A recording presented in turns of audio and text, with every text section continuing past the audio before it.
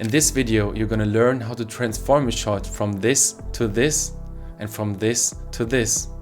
You can use masking in any major video editing software. I'm doing it in Final Cut Pro here. We got the first shot with Leti here in a beautiful studio, beautifully naturally lit. Let's add my LUT here, the MABO filmic LUT. Go down with the intensity to around 70%. Now I'm doing a base contrast and saturation here. I'm always using the luma curves right here. That gives me an insight how my image is balanced. The highlights over here, the shadows here. Pulling down the shadows here to get more contrast, pulling up the highlights a little bit. I think we can add some saturation as well. Let's go to +20 maybe, that looks just fine. And now that we have the base grade done, let's go by adding another color board and go to this little mask icon here and add shape mask. Then you see we got this shape mask here. We can adjust the size and we can also adjust the transition here. What I want to start with the first mask, I want to put focus on my model. So I want to darken the surroundings slightly. So I will put the mask around my model. Doesn't have to be perfect. This mask is rather big and not super detailed. And now I'm pulling the transition out of the frame. Go to exposure here, and we don't want to darken the inside of the mask. We want to darken the outside of the mask. So we go to outside here and we pull down the highlights. You can see I can really put focus on the model by pulling down the highlights.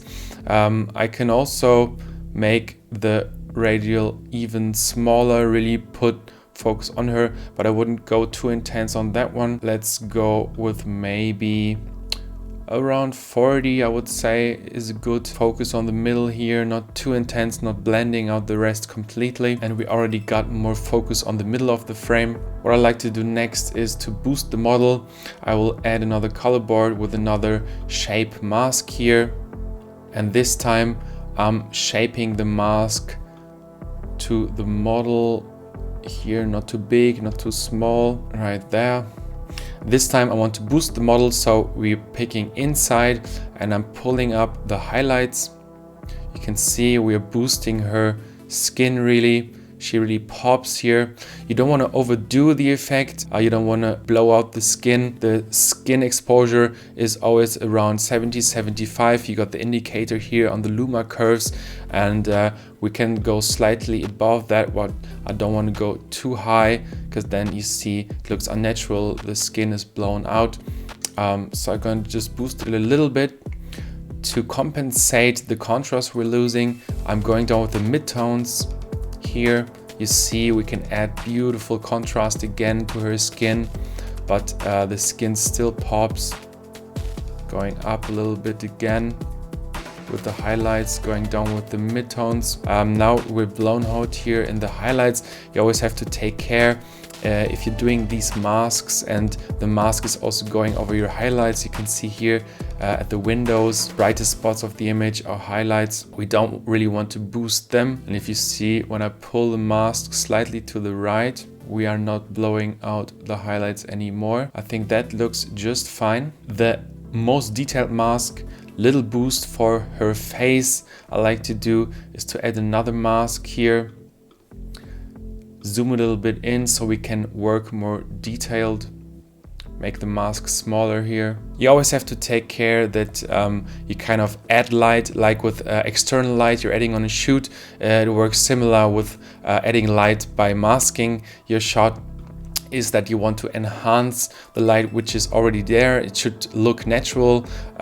So now I try to enhance the light coming here from the right side, boost it a little more so her face is even more popping. I'm gonna do a really slim mask here, boosting the right side of her face like that. And I'm going with a little bit of highlights, boosting here, not too much. Maybe 12, going down again with the midtones to get back that contrast and color. A little bit more, let's go to 15 on the highlights, 22 on the midtones. And when we zoom out now, You can see that she really pops compared to the rest of the image. Really beautiful to see directly the difference here. It's not a huge difference, but you can see how her face pops more. We got a little more saturation on there due to the contrast. We added a subtle but really essential difference here. You can also go out with the color board 3, and you can see the image looks super flat without the masks. I can go out with the vignette mask here, put that one in, and then turn on the mask that boosts her. Big difference here. She really pops out of the rest of the image. You can really separate your subject from the surroundings, and then the little detail mask here for her face pops even more. Beautiful. Let's move to the second one here, a little bit more of a close-up. We'll add the LUT here again, filmic. All right, let's start again with the big vignette mask here. Add shape mask outside, fitting to the model's posture and making the transition big, and pulling down the highlights here. And you can see we're really putting focus to the middle of the frame again. I wouldn't go too high on this because I really like the light coming in from the windows. Maybe we're going to 30%. I think that's all right for this shot. Add the next mask that boosts the model here. I can tilt the mask a little bit since she is tilted as well. We want to cover her whole body here. Don't make the mask transition too big so we don't light up the highlights of the window inside, and we boost. Look at this beautiful difference. That looks almost like she's totally underexposed. What's more in focus here is the highlights of the windows, but we can really compensate that by pulling up the highlights. Now she's beautifully in focus with the lighting. Pull down the midtones again for a little bit more contrast. There's already a fair amount of contrast here, but I want to go up a little bit again. That looks super beautiful without the masks. With the two masks, look how she really separates from the background. Let's add the last mask here, the detail mask I'm going for. Again, going in to do the detail work here. I'm going a little wider with a little tilt here. Lower the transition. Let's see, with a little boost. Yeah, look, we can boost her face a little bit so it even pops more. Let's go with 30. Go down with the midtones a little bit to get back that contrast. Beautiful, beautiful, beautiful. Look how beautifully she pops. Now it's a really nice match with the highlights of the windows here and her. Let's turn off these two. Look how dark she is and look how boosted she is now. Super beautiful. So these shots have been without barely any movement, really controlled. But what you have to keep in mind when doing this, you want to adapt the size of the mask to your model and also the position of the mask. So let's look at this shot where there's a lot of movement applied. Let's add the LUT as we did before. Pull down the shadows. Pull up the highlights. Let's place the mask here where her face is, and here on shape mask at the little plus icon. That's how keyframes work. You set a keyframe at one point, another one on the second, and then the keyframe moves from point A to point B. Now I'm moving it up so her face is still lit up,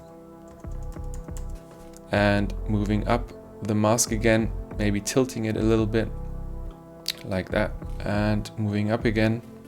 And frame by frame, you can really adapt to the area. Maybe we can increase it a little bit so the boost is a little bit more intense.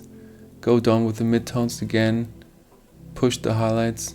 You see how dark her face is, how she's not really put in focus, how she's not really separating from the rest of the image. But with the mask, boom, we have beautiful separation from the background. And that's how you track the movement of your model with keyframes. What you can also adapt to is when your model is moving closer or moving further back, is you want to adapt to that and don't light up the rest of the image to keep the look and the separation natural. On all of these shots, I've been using my Diffusion Filter MABO Glow 1/4, charming your model's skin tones, giving your highlights a beautiful ethereal glow, making the whole image more film-like, more cinematic. You can try it out risk-free with free shipping on my shop and a 14-day return policy. So give it a try and elevate your cinematic look. That's it for today's video. MABO out. Peace.